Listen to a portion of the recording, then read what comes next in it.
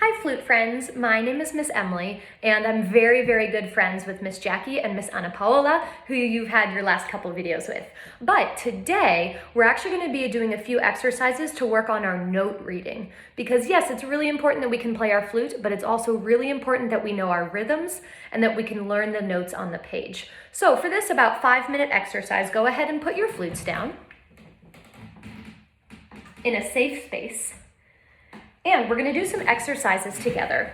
Okay, now it's really important for you to know how to read music on your own because maybe when you're at home right now, you don't have a family member, a friend, or maybe a grandparent or an uncle to help you out with your note reading. So you have to find ways to use your own resources.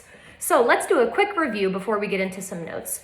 First thing, what are these 5 lines called? It starts with an S. Good. All together, they're called a staff. S-T-A-F-F. Now, on the left-hand side of the staff, what is this really cool swirly thing? What does it mean? What is it called? Good. It's called a treble clef. Now, the treble clef simply means it's the higher notes that are being played. It's often the right hand on a piano. But there's a secret trick that we can use that helps us remember treble clef. You see how it swirls around, but then the swirl ends up right here, right on that line, which is the line G. So it's called a treble clef, but it's also called a G clef. Now, in a staff, how many lines are there? 5. Good. And how many spaces are there? 4. Good. So a staff always has 5 lines and 4 spaces, even if you're in treble clef or you're in bass clef, or if you're in called what's alto or tenor clef, but you always have 5 lines and you always have 4 spaces. Now, for us flute players, we're gonna end up having some notes that are above, so we're just gonna add extra lines, but this is always the main component of music. Okay, so for our line notes, I'm gonna draw, and if you have a piece of paper at home, why don't you press pause right now and go grab it, okay? So, because with our paper, what I'd like you to do is draw out your own staff and treble clef. Now, anytime you want to, just press pause so you can follow my instructions and I'll be here waiting. So, once you've drawn this, the treble clef might take a little practice too. I want you to draw a note on each line.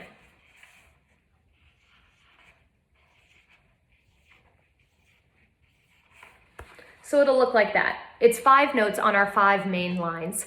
Now, there's lots of funny phrases you can use to learn this, or what you can do if you're already really good at your scales, you can just memorize your notes.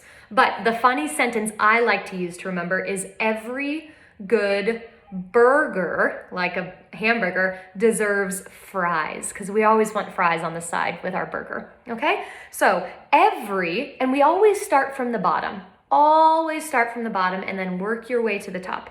So first one, every means that, what note is that? It's an E.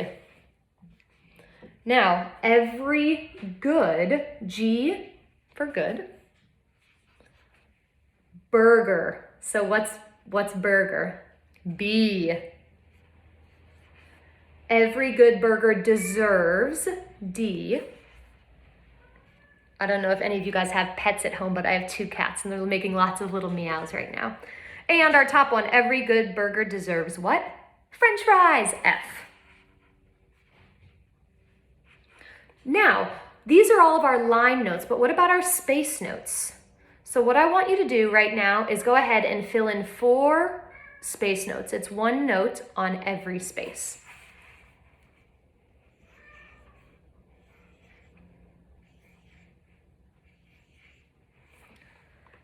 Now, our space notes are like little astronauts because they're floating in space. Now, space is easy to remember because it rhymes with a word that spells out these notes. Space rhymes with face. So, how do you spell face? F-A-C-E. And as always, we start at the bottom, right? And then we move our way up. So, go ahead and spell face for me. Starting from the bottom, F is the first one. A-C-E.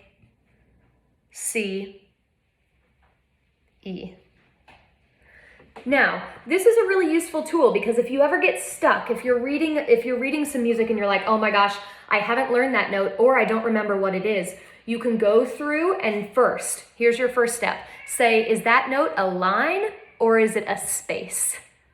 And then that's how you'll first identify it. So if it's a line note, you're gonna simply go to your lines. You guys hear my cat? If it's a line note, you're gonna go through the lines and you're gonna say, okay, is it the first one? Then it's every. Second one, good. Third one, burger. Fourth, deserves. Fifth, fries. Secondly, if it's not a line note, it must be a space note. So go over to your space notes, spell out face, and figure out which one it is.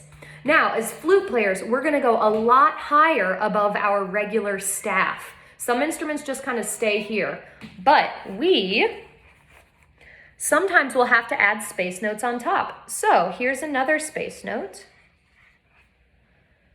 So if we follow our scale, check this out. We alternate line, space, and we slowly make our whole way up. So E, F, G, A, B, C, D, E, F. What comes after F in the alphabet? G. Now then we alternate. We go up, add a fake line just for us flute players. What comes after G? We finish the musical alphabet. We start over. We have A. Then we add another space note and we go up to B. And that can just keep going up and up and up. Now, again, this is just a quick resource. I'm going to be sending you guys some links that you can use if you have a website or a phone at home to look at to practice this note reading too. But flute players, wonderful job. We'll see you again soon. Bye, guys.